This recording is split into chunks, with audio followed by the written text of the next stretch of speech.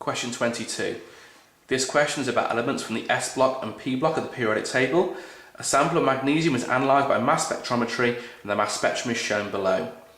The species causing the peaks in the mass spectrum are 1+ ions of magnesium. Okay, big clue there.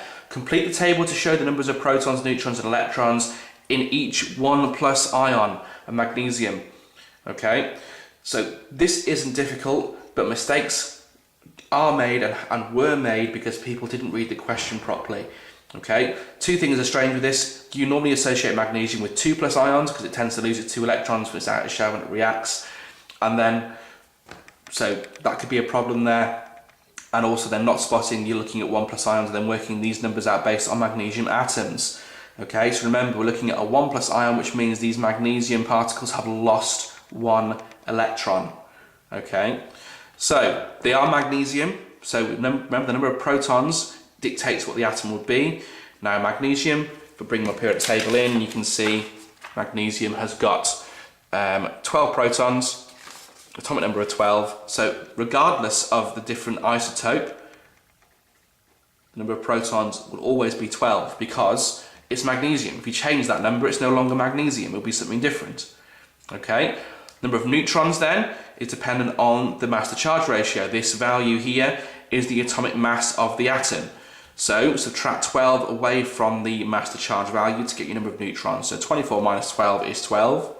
25 minus 12 is 13. 26 minus 12 is 14.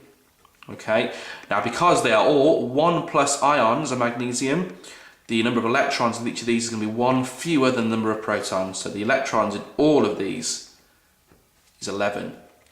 So 2 marks here. You're marking vertically down the columns. So for 1 mark, it's both the protons and neutrons column completely correct. So 12s and 12, 13, 14, all of that for 1 mark. So if any one of those boxes is wrong, you lose the first mark. And then all of those need to be 11 for the second mark. Okay, so that's your first and that's your second. Part 2, calculate the relative atomic mass of magnesium in the sample and give your answer to 2 decimal places. Okay, so looking at your mass spectrum, you've got your mass to charge value of each isotope, you've got your abundance of each isotope.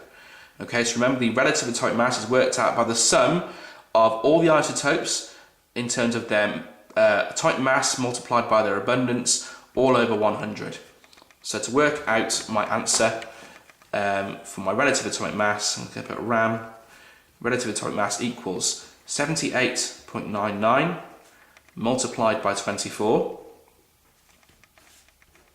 plus 10 multiplied by 25 plus 11.01 multiplied by 26, and then that answer, all of that divided by 100.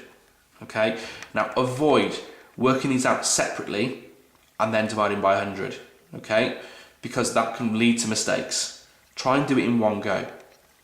All right, so if you got that far and you made a mistake on the calculator and maybe missed a number off and got the wrong answer, just doing that working out there gets you your first mark.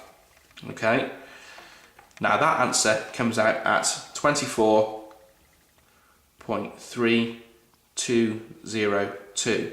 Okay, now note the question, give your answer to 2 decimal places. Now be careful, watch out for these instructions, they're very easy to miss.